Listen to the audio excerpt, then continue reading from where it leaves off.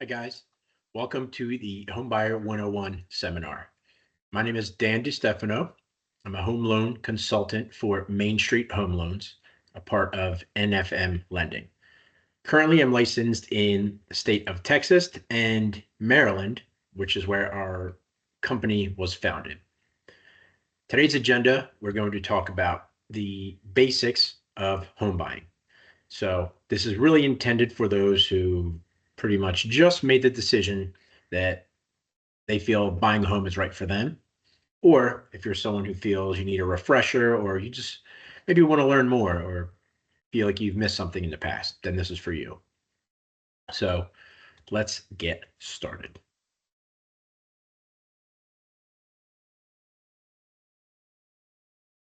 Now, as we mentioned here today, Home Buying 101, the ins and outs of what goes into buying a home. So before we begin, it's important to ask yourself this one overarching question, and is owning a home right for you? Might not be for everyone. You might hear that a lot. I don't buy into that. I think it is right for everyone. The question is really just about timing. So when is it right for you to do so? Some kind of spin-off questions to this, or why should I buy versus rent? And where do I even start if I'm interested? Well, you're in the right place. This is where you start. If you're interested and you feel like you might want to buy a home, you're in the right place. And then finally, what role does a lender and a realtor serve? You probably heard that you need either or both. And I'm here to tell you that you certainly do, and you should have them both. There's also a third piece of this, and that's going to be the title company, and we'll get into them next. So next, we're going to go into the differences of renting versus buying. So there's a lot larger of a list of benefits when comparing owning a home versus renting one. First and foremost, the equity that you build through owning a home. So your equity is essentially the difference of the value or how much your home is worth, and then how much you owe on it, right? How much is left of your mortgage, of your debt. That gap is called your equity. Now, every single month when you make your payments, that equity increases, right? Because you're paying down the loan balance. And over time, your home becomes more valuable. So every month, every year, that gap widens. That doesn't happen with renting. With renting, think of it like your interest rate's 100%. Not a single of it's going to principal. You're not paying down any balance for anyone's loan other than your landlord's. And you have no ownership in it, right? You're just there. Secondly, there's a tax deduction. Now, before we continue, please talk to a certified tax professional about this section here. But generally speaking, I can say that the interest paid on your mortgage for your home can be tax deductible. So that can save you at tax time too. Next, security.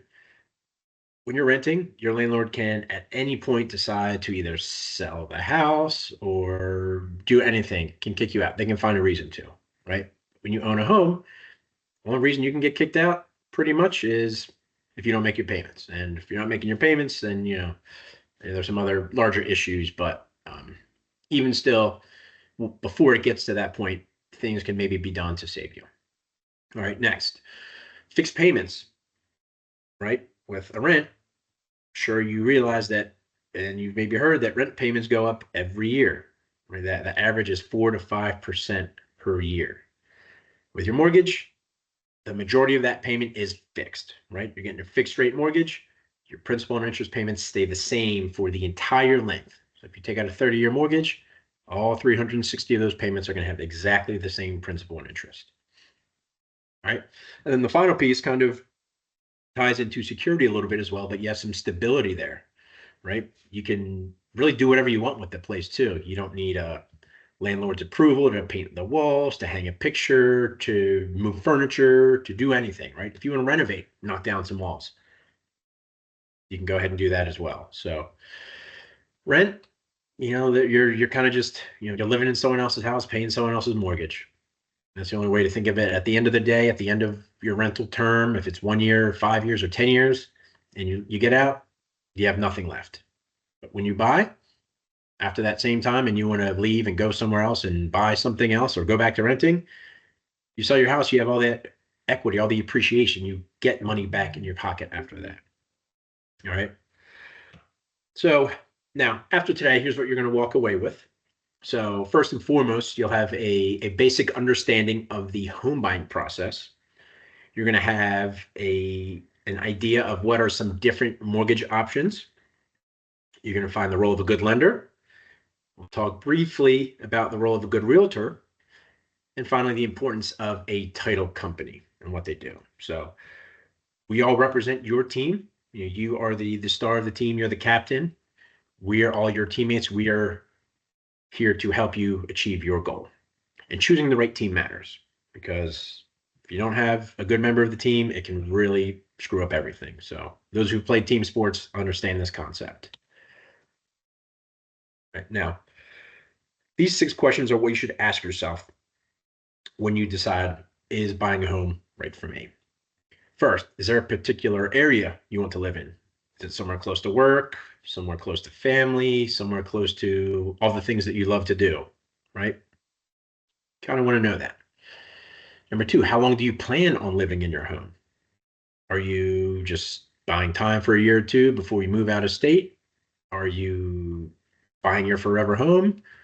Or maybe you're freshly out of college and you're buying something small that maybe you want to turn into a rental property in a handful of years, and then begin building your portfolio that way. Number 3, who will be making the decision with you? Is it a spouse? Is it a parent? Is it a sibling? Are you part of a real estate acquisition company and there's a board of directors who need to make decisions? It's important to let your team know who is going to be doing that, so that when decisions need to be made, we all have a seat at the table and can all discuss and voice our opinions. Because again, this is a collaborative effort.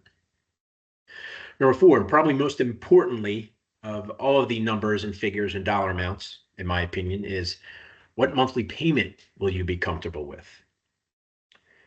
You'll find out that as you're going through this process, that what you can qualify for in terms of monthly payment isn't quite the same as what's comfortable for you. We'll get into those details in a little bit, but again, it's something you need to be comfortable with. That monthly payment hits every single month, whether you're feeling good, feeling bad, whether you lose your job or not, right? So think about that. Number 5, how much money do you have set aside for down payment and closing costs? Again, how much is needed for each of those will depend on the loan type. So we'll get into those, but safe to assume and expect that you need to have a little bit of a cushion and some things built up to not only help you get into the home, but also ideally have a little bit of savings afterwards in case you need to do any work, also just for any emergencies. Number 6, how quickly do you want to close on your new home? Are you looking to do? Generally, we look at, are you within 1 to 90 days, 90 to 180, 6 months to a year, or over a year, right? And kind of depending on some of those other factors, and qualifying can help us determine what might be the right time frame if you're not sure on that answer. All right, a few more advantages of home ownership. We kind of touched on all of these already. It can be cheaper than renting long term, especially when you consider your exit strategy. If you do planning on leaving the home, you sell your house and you make a bunch of money, right? Or you're in your house long enough and you decide you want to renovate the entire thing. That money can come from your equity in the house and not a dollar out of pocket. Not the case if you're renting. We touched on building equity and, again, profit during a sale or pulling money out to do renovations or maybe even buy another home. Net worth goes up. You have a stronger sense of your community, right? Especially if you have neighbors that you like. You have more control of your environment, and again, the opportunity for tax deductions. Now, into the nuts and bolts here. So you want to get qualified for a mortgage, right? These are the 3 main pillars that all lenders look at, regardless of who you talk to. The first one is your credit. The second is going to be your loan to value. And again, we'll kind of touch into each of these in a little bit greater detail. And then number 3 is your debt to income ratio. So I skipped a little bit ahead there just to make sure we had the next slide proper. So these are the 3 things. They all tie together and all present your credit purchasing power. All right. So the first one we're going to talk about here is your credit. So your credit as referred to from your credit report. So from that, we're going to get a few pieces of information. First of which is your credit score. So you're going to get one credit score from each of the 3 bureaus. We're going to take that middle one, and that's the number we use for qualifying. Also, what's going to tie into the debt to income piece, but we're also going to get your monthly debts. So things that show up on your credit report, like car payments, student loan payments, credit cards, personal loans, even authorized user accounts, and then also any potentially negative information if you had any collections or charge-offs or bankruptcies. Those all show up on your credit, right? They impact your score, and then they also impact what your debt to income ratio is. Now, for credit scores, the national average is about 660 to 680. So depending where you are there, can help us determine which of the loan types may be a good fit for you, but we'll touch on that on the next slide. Your debt to income ratio. So not only the monthly debts from your credit report, but we're also going to take in what your new estimated mortgage payment is going to be. Add those together, and then we're going to divide that by your gross monthly income. So all the money you make before any taxes, deductions, any of that come out. In this ratio here, your DTI, generally, we want to see that be below 50%. Right? So basically, said differently, all of your monthly debts, which will include your new housing payment, should make up less than half of what your gross monthly income is. All right. Now, again, we talked about the difference of qualifying and being comfortable. We're looking here at your gross, so your total, not your take home. Right? We're also not counting in what your grocery spends are, your Netflix accounts, your gym memberships. Those aren't showing up on your credit report. So that actual gap of what that should be, is going to vary from person to person, right? Because if there's someone who's living with you but not on the mortgage, they may help with that. But this is what generally lenders are looking at here, based on who's on the mortgage, whose debts are there, whose income we're using. All right. And now finally, loan to value. This is going to touch more on how much money you have saved up and how much is your down payment. So essentially, your loan to value, think of it this way.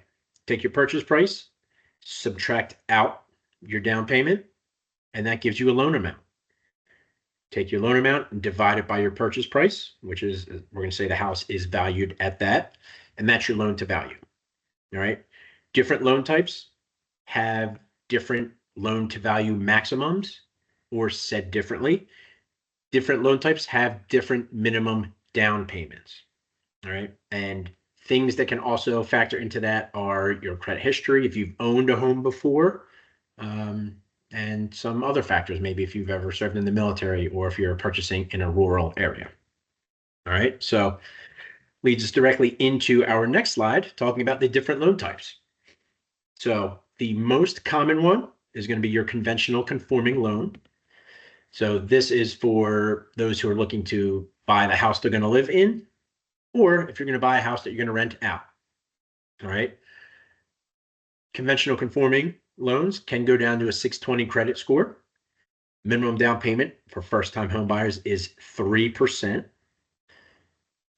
If you're buying an investment property, that percentage does go up.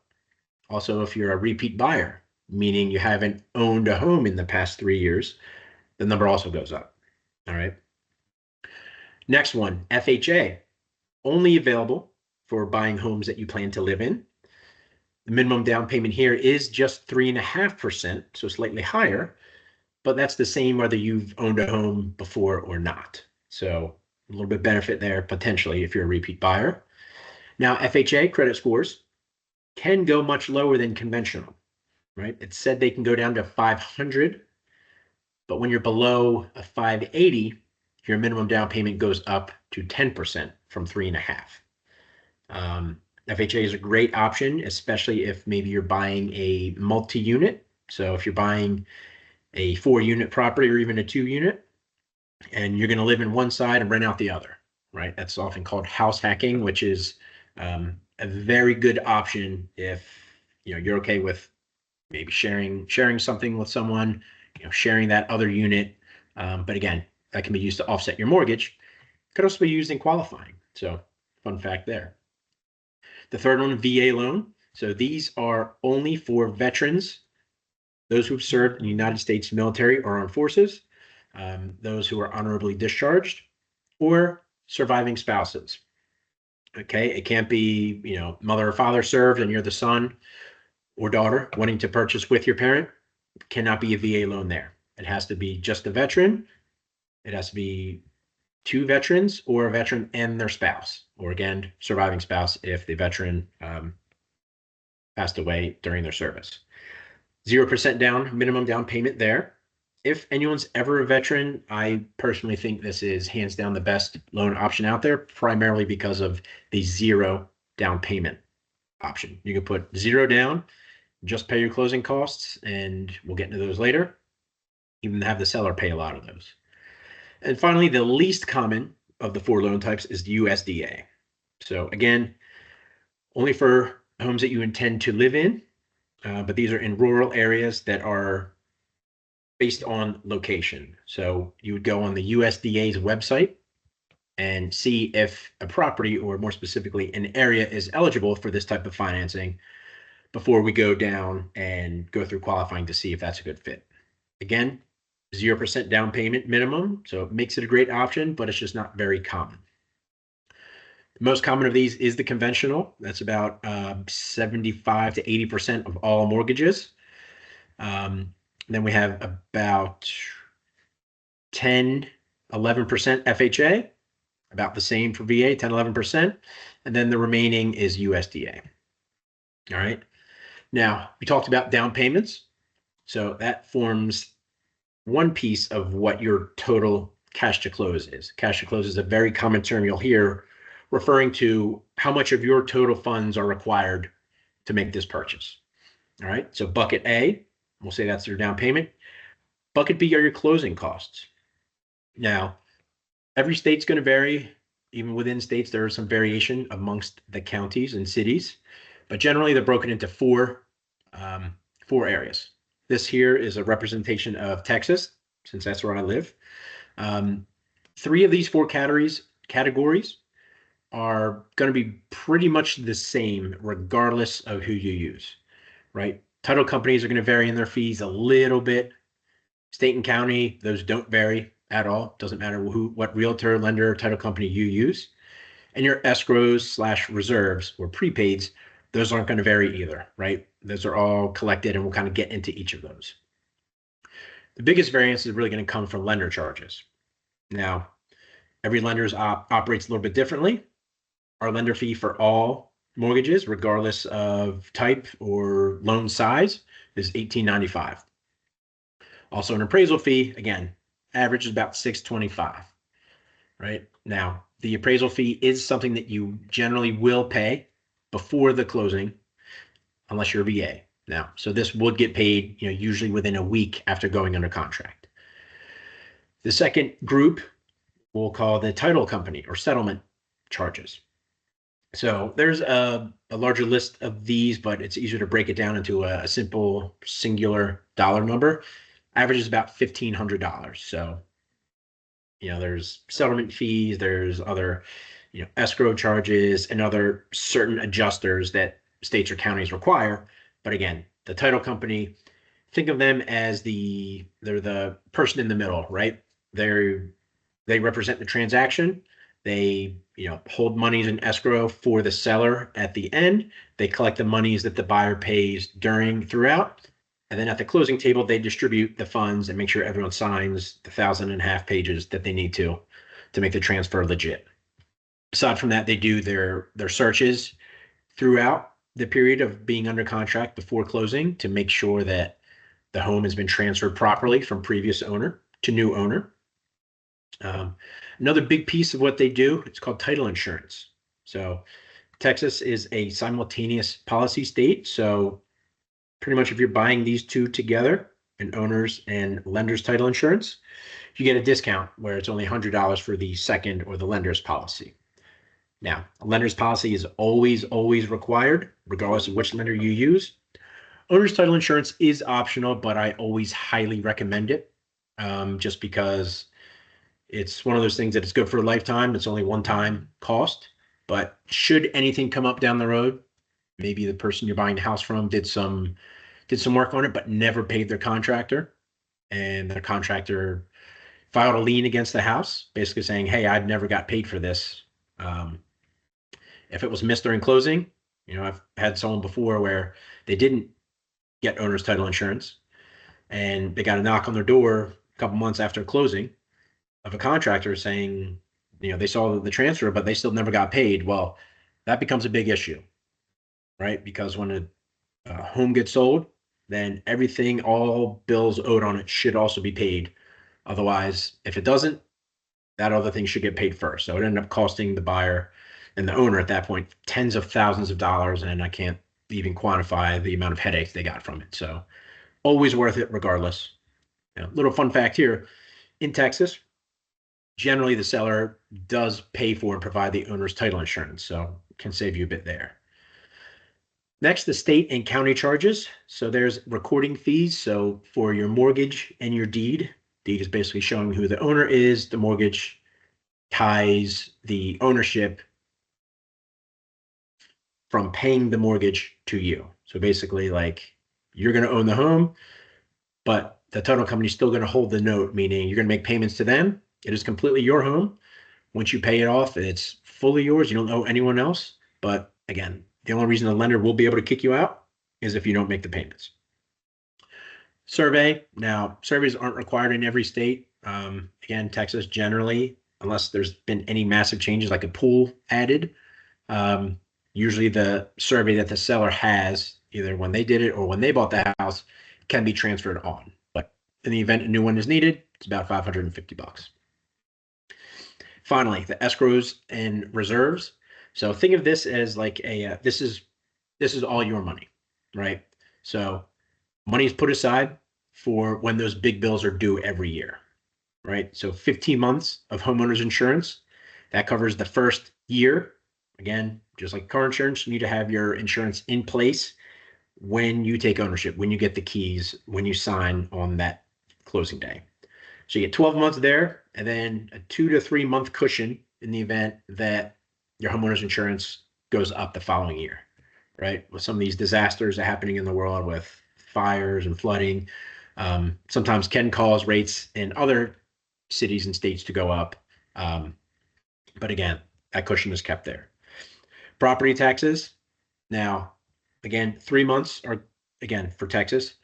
Generally, your amount needed is about 3 months.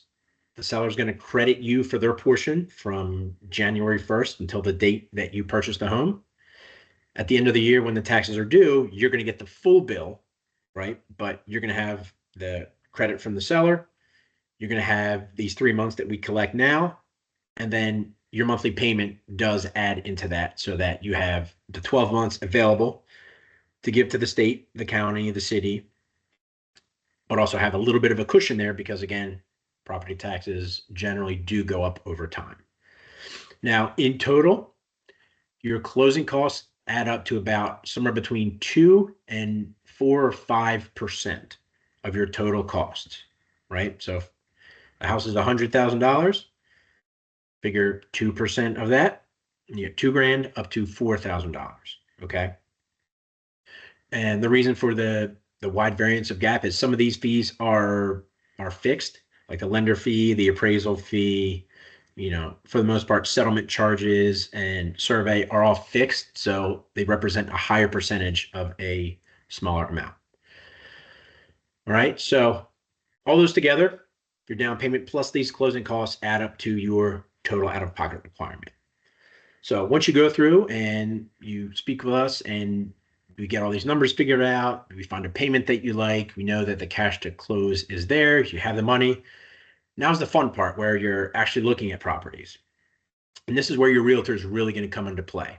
So a lot of you probably will speak to a lender or a realtor first, but they're always going to ask you, have you been pre-approved or pre-qualified yet? Now, looking at properties with your realtor, they'll be able to go over these with you, but they're going to get, aside from the areas that you want, they're going to get some of these other questions answered. What type of home are you looking for? Are you looking for a community pool? Do you want something that has your own pool? How big of a house do you need? Do you want one that needs some work? Are you looking for a condo, or do you want a standalone home? Right? So these are just some of the topics that should be considered, but a good real estate agent is going to help you manage these questions and maybe help discover some things that you didn't know that were important to you.